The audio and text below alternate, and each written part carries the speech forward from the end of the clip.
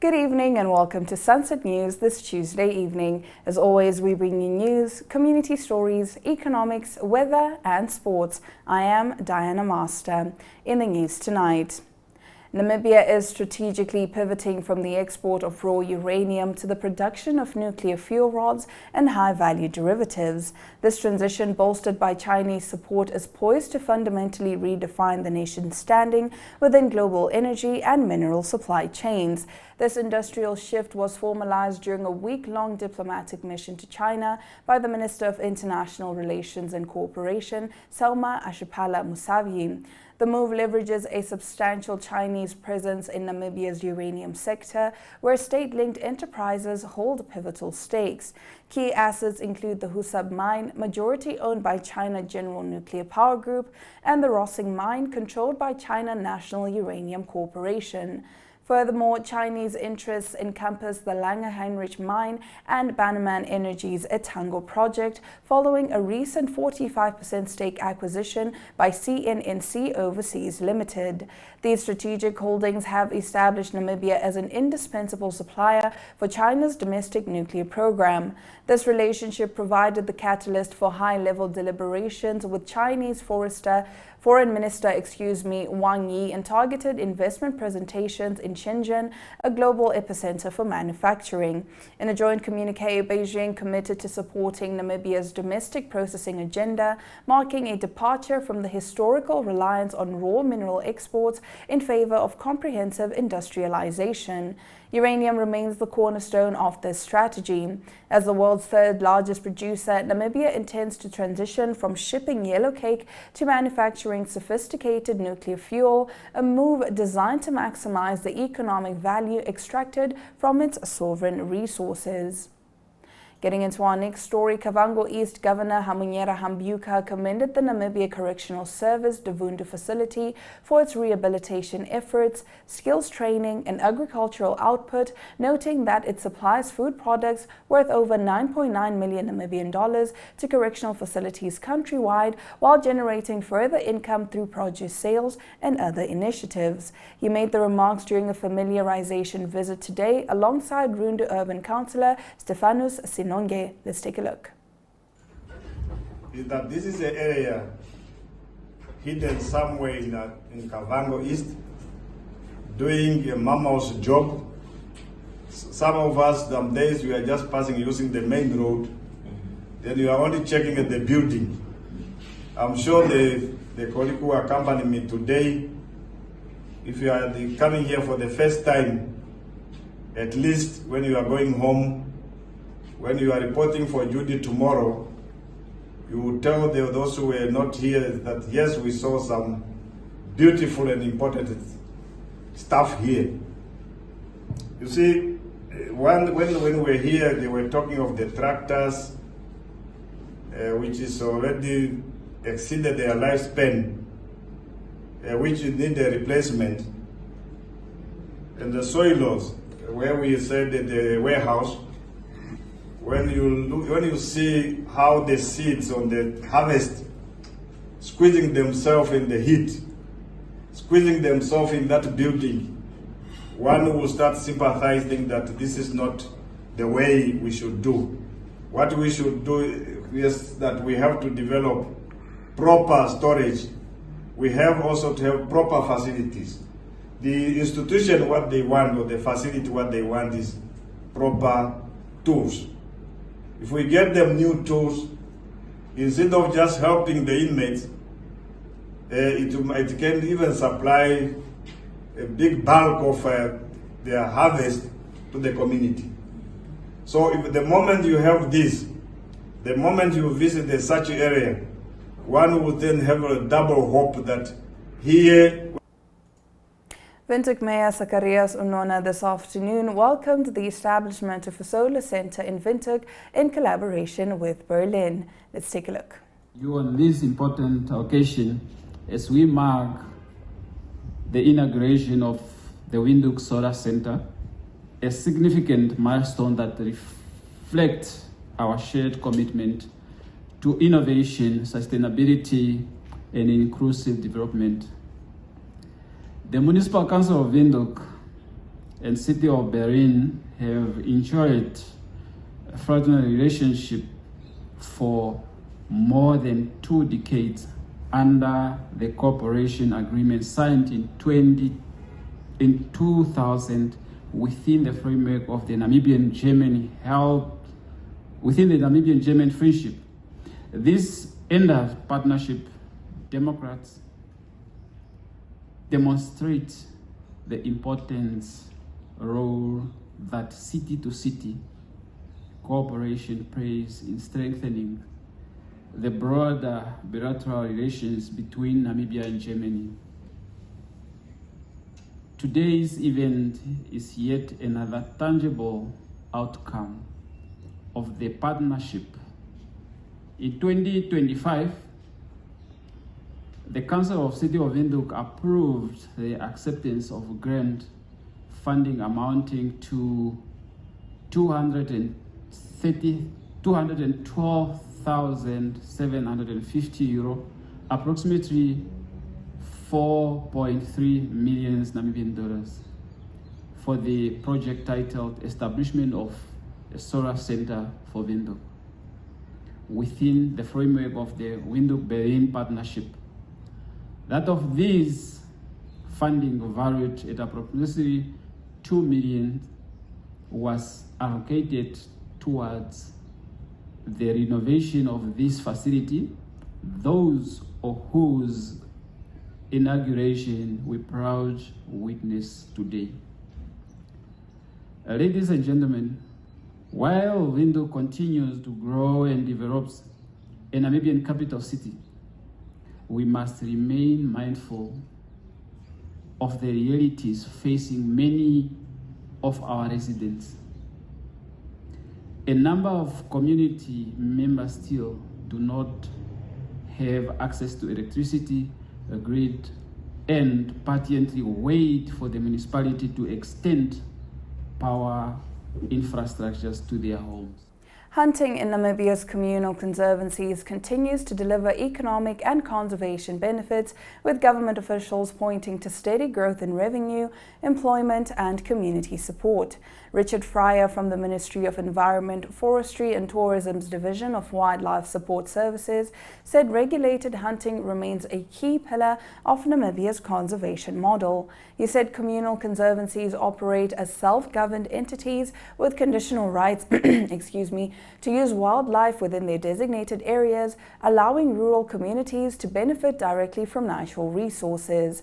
These benefits include revenue, meat provision, employment, training, social development, wildlife population control, and funding for conservation programs.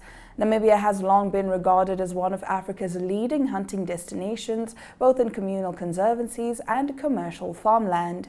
The country's community-based natural resource management CBNRM model, introduced in the late 1990s, has expanded significantly since then.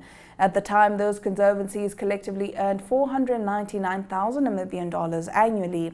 Today, we have around 63 hunting agreements in place, and in 2024, revenue had grown to 55 million Namibian dollars. Now, the figures highlight the rapid growth of the sector and its importance to rural economies. Between 2013 and 2024, hunting generated about 348 million Namibian dollars for conservancies, compared with 166 million Namibian dollars from joint venture tourism over the same period. Recent contract cycles also show an upward trend. Conservancies earned 128 million Namibian dollars from hunting agreements between 2023 and 2024. With new contracts still being rolled out, earnings have already reached 148 million Namibian dollars, an increase of 19 million, with 12 conservancies yet to be finalized. Between 2020 and 2022, conservancies received 346,594 kilograms of meat through trophy and own use hunting. Despite disruptions caused by the COVID-19 pandemic during that period, meat distribution has since rebounded. From 2023 to 2025, meat provision nearly doubled to 675,962 kilograms, providing an important source of protein for communities living alongside wildlife. Fryer said hunting remains a carefully managed and sustainable practice, balancing ecological needs with socio-economic benefits. He added that communal conservancies are expected to remain central to Namibia's conservation model, linking wildlife protection with rural development. And that brings us to the end of our top stories. Stay with us. After the break, we bring you our story of the day.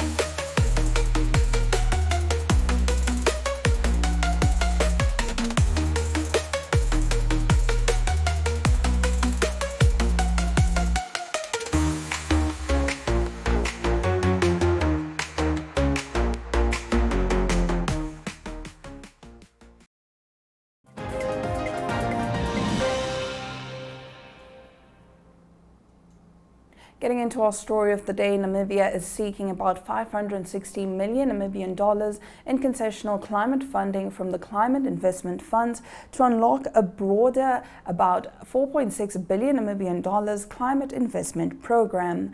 The bulk of funding will be directed towards agriculture, water systems, and ecosystem restoration under the Nature, People, and Climate Investment Plan.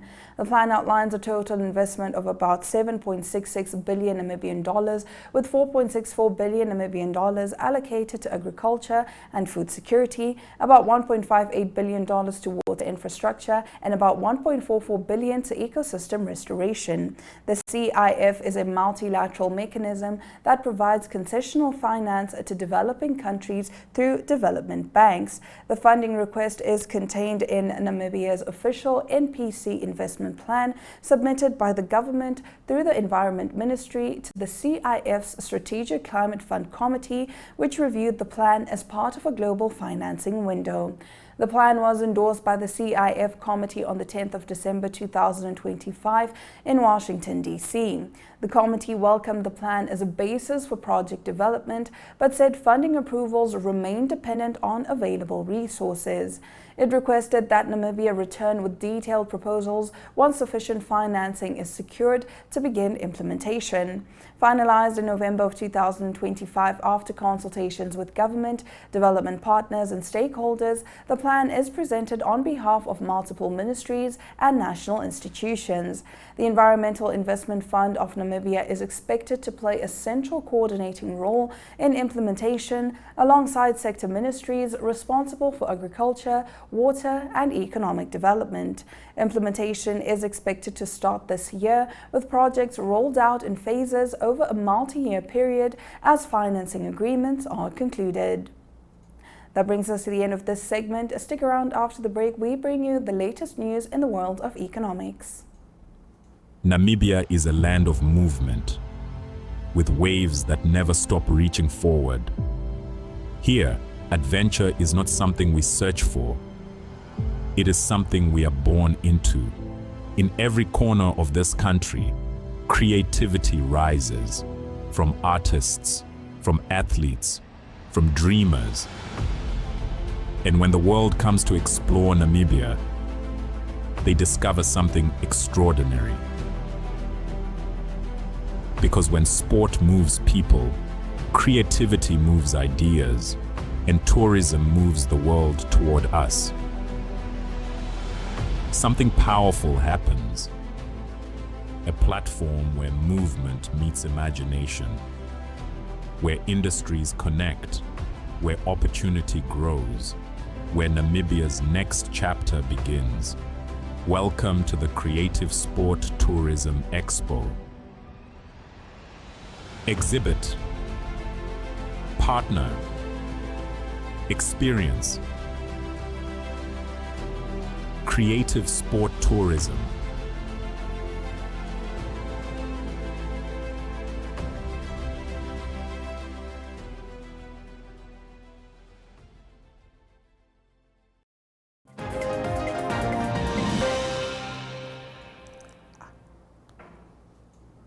let's head straight into our economic news. Now, Paratus Namibia Holdings has issued a trading statement to the Namibian Stock Exchange, signaling materially higher revenue but substantially lower earnings per share for the 6 months ended 31 December 2025, as the group absorbs the cost of its newly launched mobile business.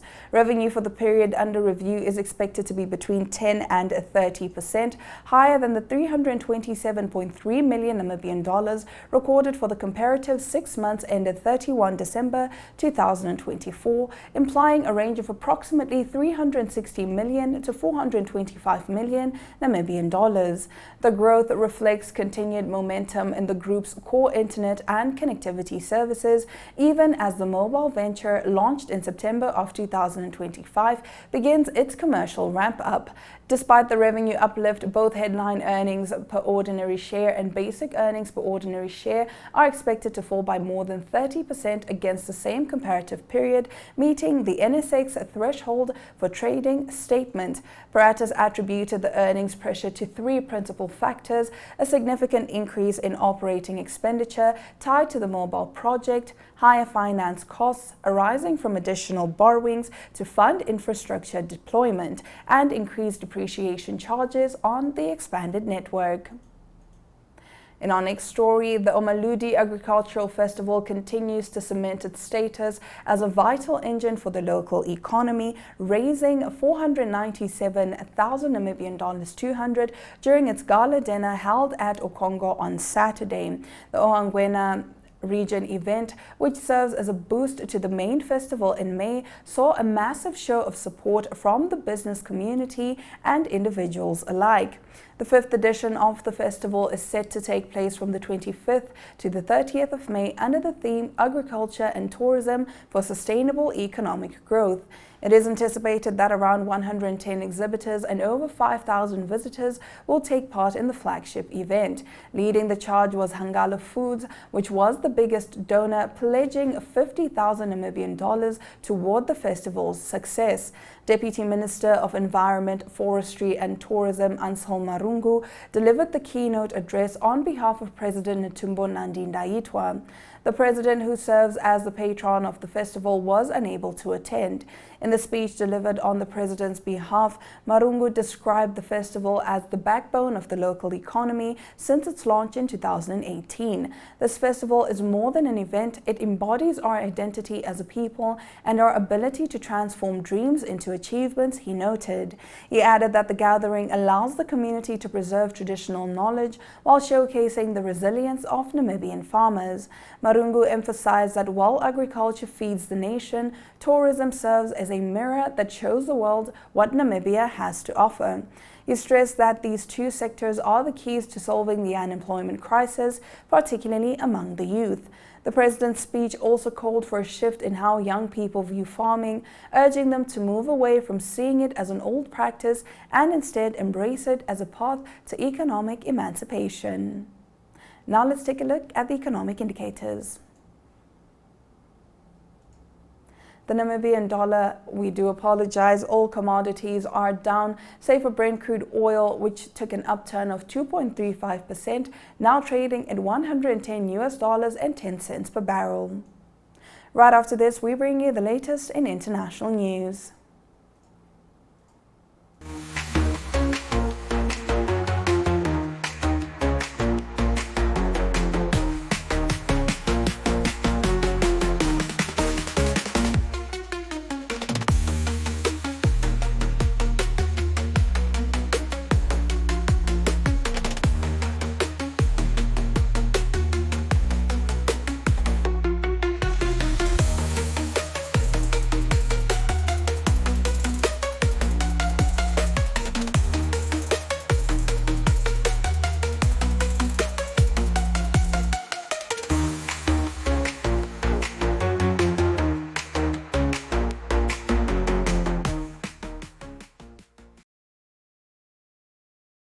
Namibia is a land of movement, with waves that never stop reaching forward.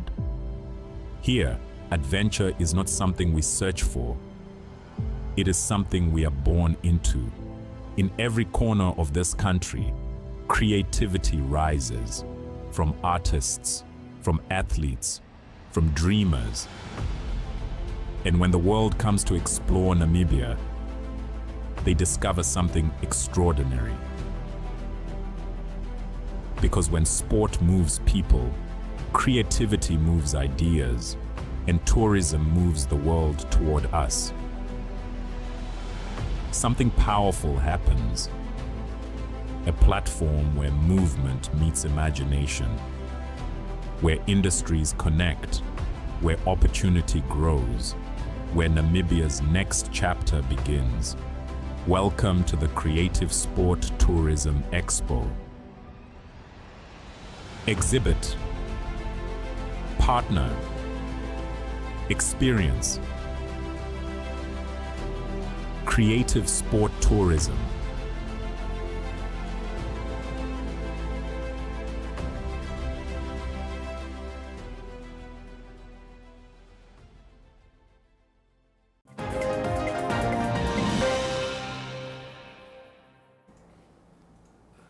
Headlining our international news segment tonight, Ugandan authorities said Tuesday that they have detained, dozens of foreigners in a crackdown on illegal migration that the Internal Affairs Ministry suggested was linked to human traffickers and cyber scam operations. At least 231 people have been detained since Monday in operations that targeted a group of Nigerians living in the country's north, as well as another group of foreigners living together in a closed compound in Kampala, the capital. The second group included people from Pakistan, India, Bangladesh, Ghana, Myanmar, Ethiopia, Sri Lanka, Cambodia, and Malaysia. All of them were staying in a highly restricted self-contained apartment complex equipped with its own restaurant and internal facilities designed to restrict movement, according to the Ministry of Internal Affairs. 36 of the 169 people found in the compound were women. Authorities say they acted on intelligence showing large groups of foreigners living or working in Uganda without the necessary papers to do so. Many didn't have passports, the ministry said in a statement. Some individuals have claimed that they were trafficked into Uganda with promises of employment, the statement said. Others were engaged in cyber scamming activities. A few were found in possession of materials suggesting involvement in other criminal activities. Now, those found to have broken the law faced criminal prosecution, it said. Simon Peter Mundei, a spokesman for the Ministry of Internal Affairs, told the Associated Press that there were 3 categories of foreigners now held for questioning in 2 places: suspected victims of trafficking, alleged perpetrators, and those who simply overstayed their visas but did not engage in criminal activities. The trafficking victims and the overstayers will be helped to leave Uganda after buying their own tickets, he said, while those authorities who identify as suspected ringleaders of trafficking will be charged and could eventually face deportation. That brings us to the end of our international news segment. Let's take a look at the weather predictions. We do apologize for that. It seems we are having technical difficulties. But with that said, that does bring us to the end of today's broadcast. I am Diana Master, and this has been Sunset News. Don't end your day without us.